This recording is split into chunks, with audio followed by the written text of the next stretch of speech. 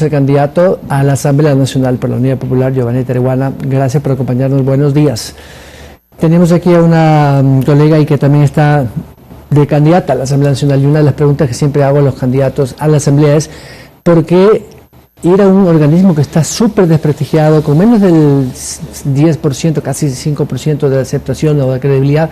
Veíamos justo ahora que están intentando llevar el juicio político al ministro de Salud, y también llaman al ministro de Economía para que dé razones de las vacunas, pero ya al final del periodo legislativo, a 3 o 4 meses que se acabe, están tratando de hacer la tarea que no hicieron durante 4 años.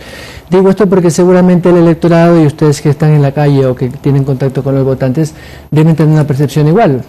La Asamblea no es una institución de credibilidad. ¿Por qué Giovanni Tereguana quiere estar en esta Asamblea de este nuevo periodo? Muy buenos días, Byron. Un saludo a toda la audiencia. Precisamente porque ha sido la peor asamblea de la historia, no podemos caer más bajo. Ha sido una asamblea que ha legislado contra el pueblo y que está involucrado en casos de corrupción. Casi la mitad está siendo investigada por la Fiscalía. Entonces corresponde a la gente honesta, a quienes queremos que el país salga adelante, involucrarnos.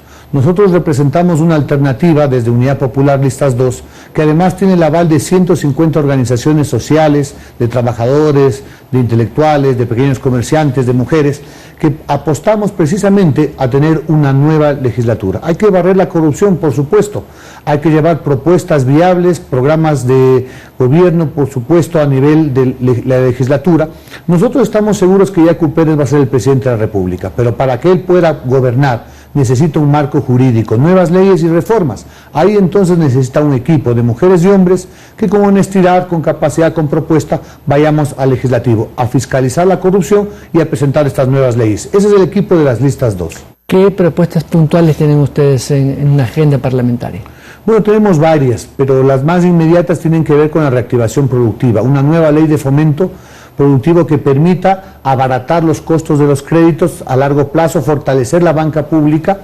Creemos que es importante que el BIES, como el mayor banco nacional, entre a dar servicio, crédito productivo y a competir con la banca privada para que bajen las tasas de interés. Es indispensable una reforma tributaria bajo el principio de que el más tiene, más debe aportar. Planteamos bajar en 2 puntos del IVA para devolverle capacidad adquisitiva a la población, para que la familia pueda comprar un par de zapatos más para sus hijos. Y si alguien compra, alguien vende, se dinamiza la economía. Por supuesto, también se trata de combatir la corrupción.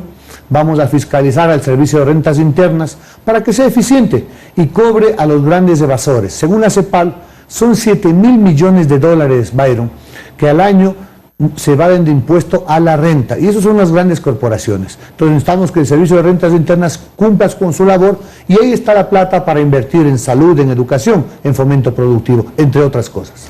Para poder generar empleos significa que el empresario o los emprendedores tienen que tener reglas claras del juego, y uno de los grandes problemas o candados que se tiene actualmente es ese obsoleto código de hace 80 años, Código del Trabajo, que seguramente o tendrá que ser reformado o tendrá que haber otro nuevo código, y esto dependerá un poco del colegislador, que es el Ejecutivo. De no ser gobierno, ¿ustedes apoyarán una reforma al Código Laboral de cualquiera de los otros presidenciales que pueda ser elegido, por ejemplo? Nosotros como Unidad Popular representamos a los trabajadores. Por supuesto que necesitamos apoyar a la pequeña y mediana empresa, que es la que genera empleo. Es necesario que tenga crédito suficiente, tenga escudos fiscales, por supuesto, para estimular la creación de trabajo. Obviamente lo que necesitamos es un nuevo código orgánico del trabajo, que involucra al sector privado y al sector público, pero con reglas absolutamente claras. El pueblo quiere trabajo, pero quiere trabajo digno. No queremos que se legalice lo que hoy está ocurriendo. Es decir, la inmensa mayoría de la fuerza laboral está precarizada, gana menos del salario básico, no tiene seguridad social y es despedida cuando al empresario le da efectivamente las posibilidades. Nosotros creemos en un código que reivindique los derechos de los trabajadores, un salario digno, para que las familias ecuatorianas, por supuesto, puedan satisfacer sus necesidades. Y si las familias pueden comprar, obviamente se fortalece la economía. Se trata de un tema así de simple. Los empresarios no pueden plantearse solo ganar y ganar. Necesitamos que la gente, esos 8 millones, que es la fuerza laboral de este país, tenga un trabajo digno para que pueda comprar efectivamente las mercancías y pueda dinamizar la economía. Uno de los temas de reactivación del empleo que me llamó la atención muchísimo, y a propósito mañana tendremos al candidato Yacu Pérez de nuestro programa Camino a Carondelet o Rumbo a Carondelet, es que en la reactivación del empleo él decía que se va a disminuir la jornada laboral a la mitad para que la otra mitad pueda ser absorbida por otra mano de obra. Teníamos ayer a una especialista en derecho laboral que también la vamos a tener mañana y decía que eso jurídicamente no es viable porque no se puede partir la jornada de alguien para disminuirle sus ingresos y que la otra mitad del tiempo sea ocupada por otro trabajador, una mano de obra que no esté empleada en este rato. Digo esto porque todo pasa por la Asamblea y evidentemente por las reformas legales. ¿Esa es una propuesta real? ¿No es demagógico decir que vamos a cortar a la mitad de la jornada laboral para que otro pueda cumplir las otras 4 horas? Byron, cualquier reforma laboral debe ser hacia adelante, debe ser desarrollando los derechos. Cualquier reforma que afecte obviamente la jornada laboral, que afecte los ingresos de los trabajadores, sus derechos internacionales como la estabilidad, obviamente no es viable.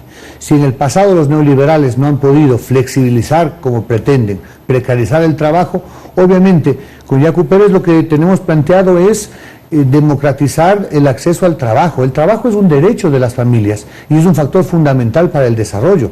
Obviamente se trata de ubicar espacios para que los empresarios tengan facilidades de contratación, pero siempre respetando los derechos de los trabajadores. En todo caso no se va a reducir la jornada laboral. Yo entiendo que eso no es factible, obviamente.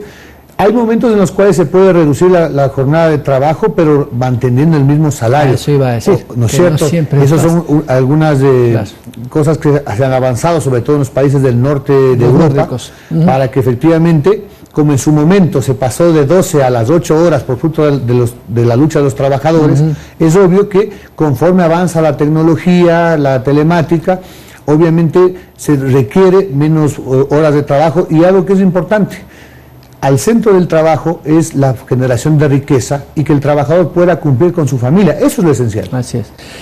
Volviendo a los temas esenciales de la Asamblea, la ley orgánica de la función legislativa que fue aprobada el año pasado y vetada por el presidente le da otra estructura administrativa a la Asamblea, que se supone debería ser más ejecutiva. Digo esto porque en la actual, hasta la legislación del año pasado, la conformación de las comisiones era una especie de reparto, yo te doy cuotas de poder, quien estaba en la comisión de fiscalización tenía hasta cierta manera una capacidad de presión al gobierno, etcétera, etcétera. ¿Cómo romper con esa estructura caduca y, por supuesto, que se genera para cualquier suspicacia y corrupción al interior de la Asamblea? Bueno, hay que hacer varias reformas, tanto a la ley como al reglamento de la función legislativa. Obviamente también todo esto pasa porque quienes integran la Asamblea, porque usted puede tener la mejor ley y reglamentación, pero si quienes van a la Asamblea están ahí para perder el tiempo, para levantar la mano en función de alguna jefatura, no es deliberante, no tienen propuestas, obviamente no avanzaremos mucho. Nosotros creemos que hay cambios sustanciales, empezando por lo que es equidad salarial, Byron. Nosotros hace un mes planteamos, como los asambleístas que vamos a llegar por listas 2 de Unidad Popular, que el asambleísta debe ganar lo mismo que gana un maestro fiscal. Nosotros consideramos que el asambleísta que hoy gana $5.400 es una afrenta, es una bofetada a la pobreza, a los despidos, a los salarios congelados. Si es tan importante el maestro que forma juventudes como el asambleísta que hace leyes y fiscaliza. Por tanto, nosotros vamos a proponer el día que nos posesionemos en mayo, realmente que el Consejo Administrativo de la legislatura, y si es necesario el Pleno, porque no se requiere reforma legal, haga este establecimiento. Ambos, maestros y asambleístas, somos funcionarios públicos y debemos ganar lo mismo. Por tanto, nosotros decimos, y lo podemos hacer porque no buscamos privilegios, vamos a cumplir el mandato del pueblo. ¿Usted cree que todos los legisladores apoyen esto? Creería que no. Vamos a verlo, en todo caso nosotros lo haremos, vamos a llegar con un bloque importante. Vamos a llegar con un bloque importante. Claro, nosotros vivimos de nuestro trabajo, vamos, reitero, a la Asamblea a servir, no a servirnos, no queremos privilegios, vamos a defender derechos. Y es una cosa, digamos, actual de equidad salarial, que de paso lo que sí podríamos legislar es de manera inmediata que el jerárquico superior de este país, ministros, viceministros, secretarios, asesores, nadie gane más de $3.000 en el sector público, porque efectivamente se requiere en medio de la austeridad. ¿En base a qué harían esa propuesta técnica? Porque imagino que debe estar sustentada en algún estudio técnico. Por supuesto, economistas de la central han establecido que el jerárquico superior, si ponemos un tope de $3.000, se ahorraría el país efectivamente al año $800 millones.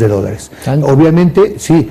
Es obvio que no podemos congelar los salarios de maestros, de médicos, del sector público. Fíjese usted, ahora hay 40.000 maestros que tienen contratos ocasionales, por tanto están recibiendo un salario de $600. Eso debe terminar. Por eso que nosotros nos hemos comprometido a defender la dignidad y los derechos de los magisterios en una nueva ley de educación, que por cierto debe tener otros temas como la reapertura de las escuelas en el campo, como la dotación de internet para que ningún niño se quede fuera de la educación porque no tiene conectividad y por supuesto garantizar el presupuesto suficiente. Mi pregunta final, y esto es un poco coyuntural, pero va a ser básico, la correlación de fuerzas en la Asamblea va a ser súper dispersa de lo que he leído en algunas previsiones de encuestadoras, que hasta ayer nomás se podía conocer.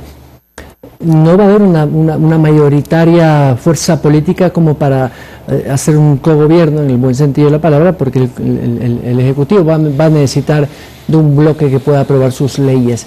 ¿Qué tan difícil va a ser que Unidad Popular, por ejemplo, pueda estar en una acción de acuerdo mínimo legislativo con el gobierno que fuese? En el caso de que sea Yacu Pérez, tal vez no tengan mayoría. ¿Han pensado en esos escenarios?